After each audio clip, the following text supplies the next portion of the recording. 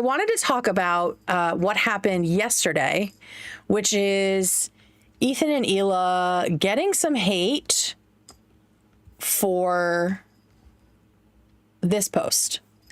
It says, "We love America in this house." Also, they're just adding, oh, that's Ethan Klein updates. So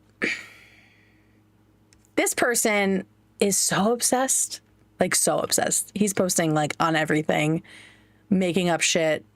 Like Ethan is just a conservative now. Why do you have to lie? Like, you can just disagree with someone without lying. There's a spectrum of politics. Like, I'm just so tired of like the black and white shit.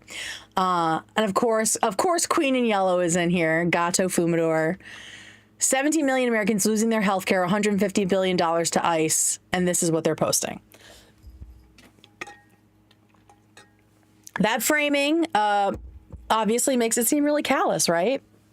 But Ethan has said a million times that he loves America and wants it to be better. Like, that's how he loves it, is trying to make it better. And he's in good company, because this is one of my favorite James Baldwin quotes. He was a black gay author living in the early 1900s. He was born in the 20s and grew up in Harlem throughout the, like the 30s, 40s, 50s, 60s.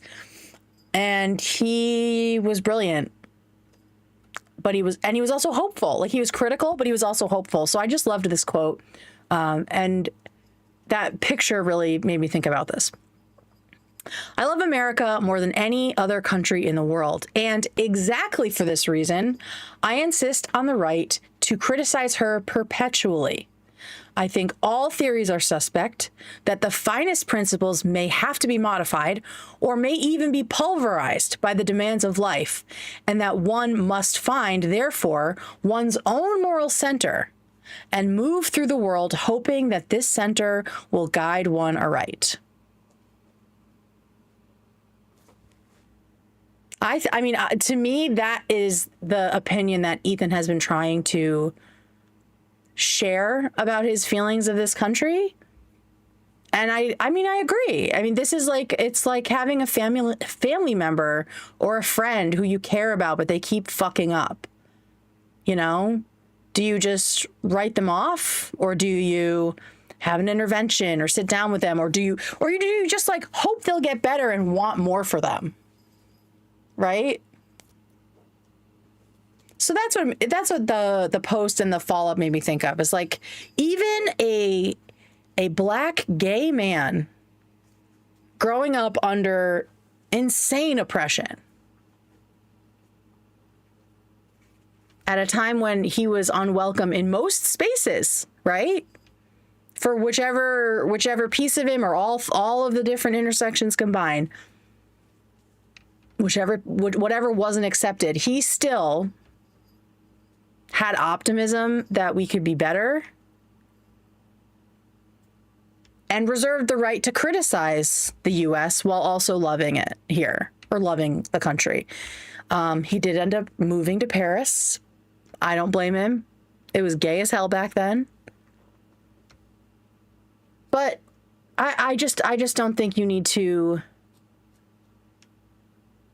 equate loving America with conservatism, or even just liking it, or having things that you like about it, you know?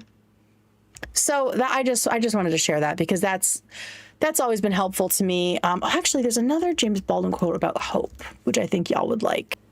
All right, let me put my headphones on so I can hear it. In despair about the world. I know I've been in despair about the world. I'm enraged. Enraged, all right. I don't think I'm in despair. I can't afford despair. I can't tell my nephew, my niece. You can't tell them. You can't tell the children. There's no hope. I can't afford despair. I love that. God knows the handicaps and the hazards are very, very, very real and tremendous. But if we can get beyond the place where we are now, something very important may happen in the world. I believe that. I really do believe that we can all become better than we are. I know we can. But the price is enormous, and people are not yet willing to pay it. Oof. The fact that that shit is still relevant. But yeah, that bit here, like, I think we can become better than we are. And I think that's what Ethan says a lot, right? That's how he feels. And I don't know. I'm just tired of the idea that you can't be progressive, you can't be even leftist without like all this anger and hatred. That does not feel, it doesn't feel sustainable to me, and it also doesn't seem to work. It doesn't seem to get anything done. So shout out James Baldwin, who's been super dead for a long time. But if you are interested in reading more of him, I highly recommend it.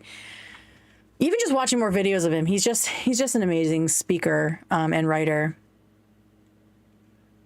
It's the us against you. Yeah, it's like ContraPoints talked about it as campism. Like, it's not even tribalism, it's campism, where you are not allowed to disagree at all with anything or agree with the person on the other side.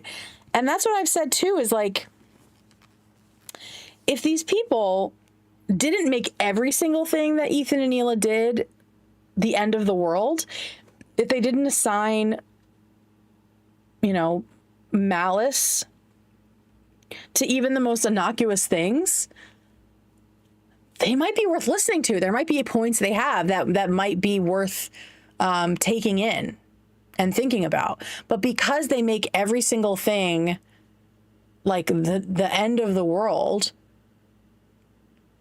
you don't take them seriously. And this is what I mean by, like, their shit is not sustainable, and that's why they don't get things done, because they're just so antisocial about it. It's fucking crazy.